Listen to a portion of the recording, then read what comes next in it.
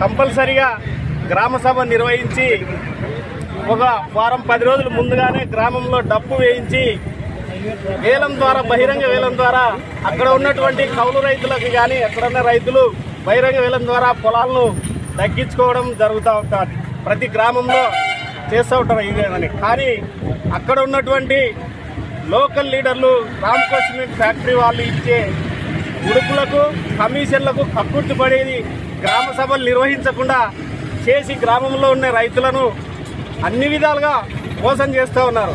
కంపల్సరిగా గ్రామ సభ నిర్వహించింటే రైతులకు తెలిసేది విషయం.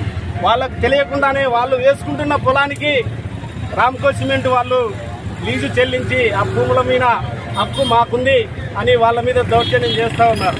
కంపల్సరిగా ఇదే ఈ ఒక్క కలవటాల గ్రామమే కాదు, అక్కడ ఉన్న మండలంలో ఉన్నటువంటి అనేక గ్రామాల ప్రభుత్వ భూములు మింగినారు, రైతుల భూములు మింగుతున్నారు. ఇప్పుడు దేవాదాయాల భూములు కూడా మింగుతూ దేవునికే శటగోపం పెట్టే పరిస్థితి తీసుకొస్తున్నారు.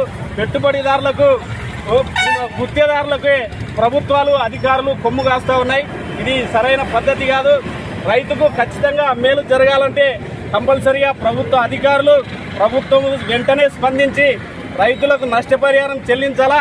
అదేవిధంగా మాన్య భూములను కంపల్సరిగా, సాగు భూములు కాబట్టి రైతులకే కంపల్సరిగా మాన్య భూములు బహిరంగ వేలం ద్వారా ఇవ్వాలని రామ్కో సిమెంట్కి ఇచ్చినటువంటి జీవోలను వెంటనే రద్దు చేసి రైతులకే ముఖ్యంగా ఈ సాగు భూములు అందించాలని రైతు సంఘంగా మేము డిమాండ్ చేస్తాం.